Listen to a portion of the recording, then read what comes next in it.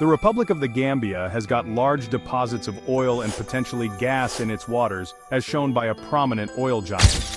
It is by no means a hidden knowledge that the Republic of the Gambia has got a significant amount of rare earth minerals lying beneath its waters. From the ex-president Yaya Jammeh not bringing the out to the public, to Adama Barrow not keen on telling the Gambian people what's happening with their oil. A massive foul play lies ahead. Should Gambians be happy or worried? Reports suggest that Gambians are to be worried as they stand the risk of not benefiting from the tremendous benefits that come with being an oil-producing nation. Experts fear three things that could see ordinary Gambians being sidelined and never witnessing the joy of being an oil-producing nation. Let's look at these three things and look at what both Yaya Jammeh and Adama Barrow are not telling the Gambians regarding this black gold. Most importantly, make sure you stay till the end to find out how researchers believe big oil giants will likely end up taking away a massive chunk of the Gambian oil. Let's dive right in.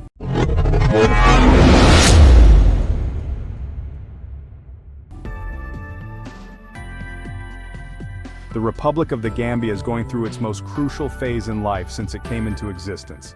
This is quite a perplexing one.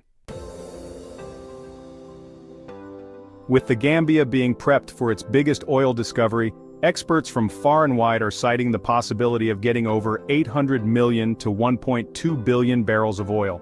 Despite the British oil cooperation in the name of BP, or the Gambian government being silent on this issue, experts believe that a massive discovery is lying beneath the Gambian waters as close neighbors start to export their first oil after discovery.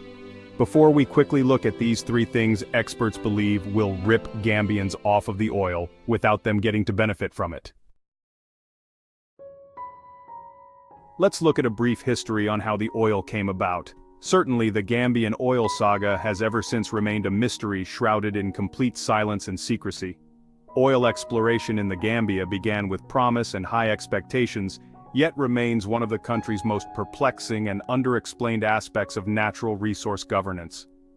The process formally took off in the early 2000s under the regime of Yaya Jammeh, when the government began awarding offshore exploration licenses to international oil companies. This intensified between 2014 and 2016, with the licensing of blocks to companies that conducted extensive seismic research, suggesting the presence of commercially viable oil deposits in the Gambia offshore waters. So clearly, it is proven beyond doubt that the Gambia has got oil deposits beneath the waters. But how did Yaya Jammeh handle the oil saga? Was it kept hidden or transparent? Well, this is what happened. According to Oilfield Tech, during Yaya Jammeh's 22-year rule over the Gambia, the former president maintained a veil of secrecy over the nation's oil and gas prospects, withholding critical information from the public. Despite the potential for significant offshore oil reserves as confirmed by a detailed geotechnical evaluation of two offshore blocks, A2 and A5, Jammeh's administration failed to disclose details about exploration activities and resource estimates to the general public. This lack of transparency hindered public understanding and engagement in the country's natural resource management.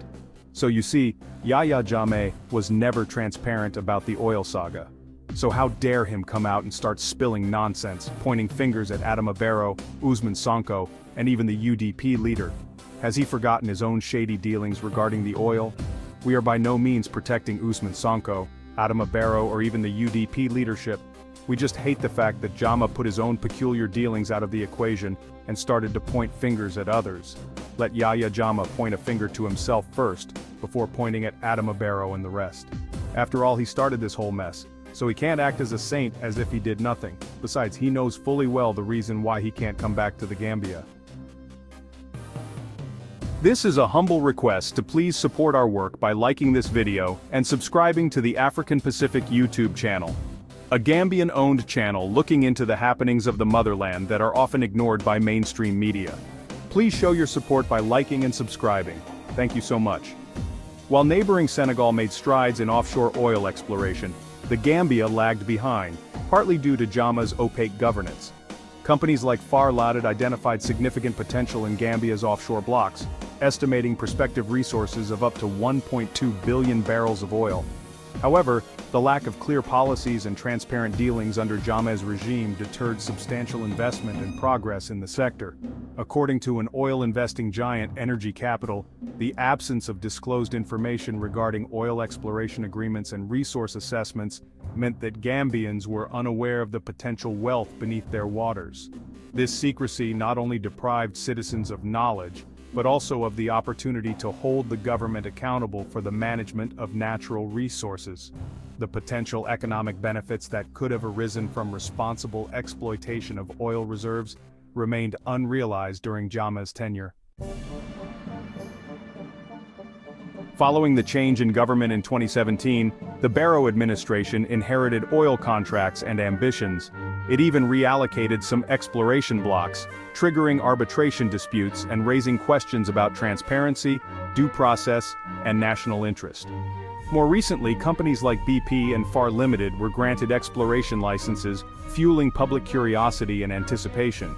Some wells, notably the Sangomar Deep Well and the A2 and A5 blocks, have been the focus of seismic and exploratory drilling, with reports indicating the possible presence of hydrocarbons. But here's the enigma: no official government publication, no audited national report, and no meaningful media disclosure has clearly stated how many barrels of oil, if any, have been successfully extracted, lifted from Gambian oil wells to date. There has been no transparent revenue accounting if oil has been commercially produced or not. However, we are seeing oil tankers shipping oil and gas under the Gambian flag. Check out this video to learn more about the story. It will simply make you go crazy. So basically, the Adama Barrow government is no different to the Yaya Jammeh government regarding the Gambian oil. They both have kept the oil and gas subject to a complete secrecy, as if Gambians don't even exist. This is one of the factors why experts believe that the Gambian oil won't benefit the Gambians. Now let's look at these three life-changing factors that are on the table of some of the world's justice groups, such as the likes of Transparency International. This is a humble request to please show support by liking this video and subscribing to the African Pacific YouTube channel. Thank you so much appreciated. Now let's look at these three factors. Here are three heartbreaking factors that experts believe the Gambian people won't see the benefit of their oil. The first factor is the government's keeping the oil saga hidden. The Gambia government's persistent silence and secrecy surrounding oil and gas exploration could result in citizens never benefiting from potential oil revenues. When contracts, licensing agreements, and resource estimates are kept hidden from the public, it becomes nearly impossible to ensure accountability or prevent exploitation. This opacity creates fertile ground for corruption, where elite officials and foreign companies can cut deals that prioritize private gain over national interest. Without public oversight or transparent frameworks, the management of oil proceeds could mirror that of other resource-rich African nations where wealth is siphoned off by a few, while the majority remain impoverished. Statistics have shown that over 96% of hidden transactions always turn out to be fraudulent. Besides, any time the Gambian government decides to hide something, it means there is an utter foul play behind it. A prime example is the sale of Yaya Jammeh's assets. Furthermore, secrecy erodes trust between the government and the people, which can have long-term consequences for national unity and political stability. If Gambians are unaware of how much oil their country possesses or what deals are being made on their behalf, they will not be able to advocate for fair revenue distribution, social investment, or environmental protections. This could lead to missed opportunities in transforming oil wealth into tangible improvements in healthcare, education, infrastructure, and employment.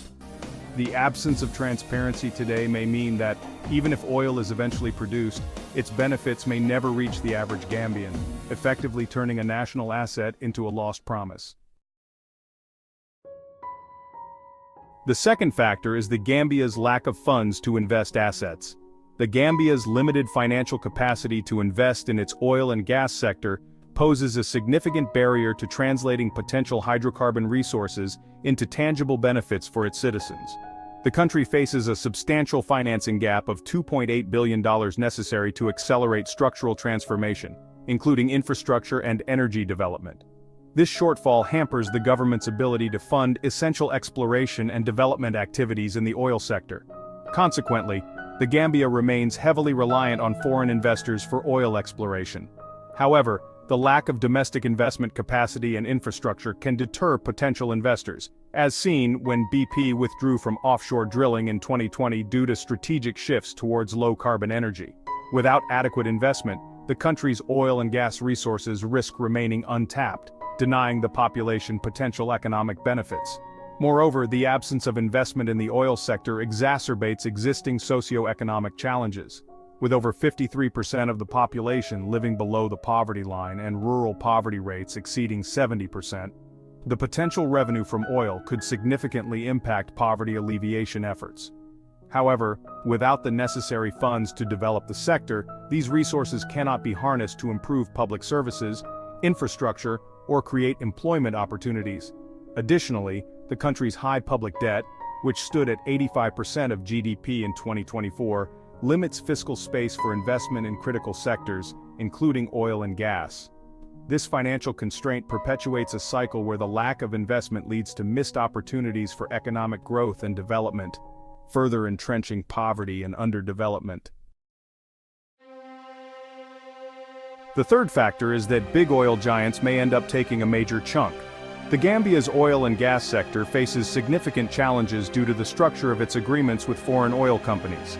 A major challenge would be the distribution of shares. At this point in time, the Gambia stands the risk of receiving the peanut share while the majority share will be taken by the oil giants. This is due to the Gambia not having the capital to put where their mouth is.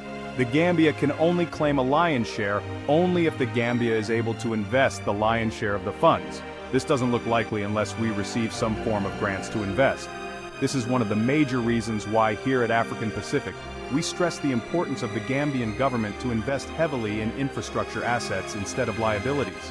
If the Gambian government had focused on building income-generating assets instead of inflated road constructions, they will stand the chance of claiming a lion's share of the oil and gas deal because assets bring in revenue which will enable the Gambia to invest the lion's share. In this manner, the government would have been able to claim the lion's share. In conclusion, the Gambia's potential oil wealth is at a critical juncture.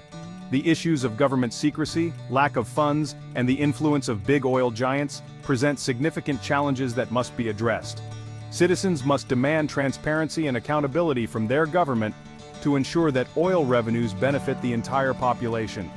International bodies and potential investors should also advocate for fair and equitable agreements that prioritize the well-being of the Gambian people.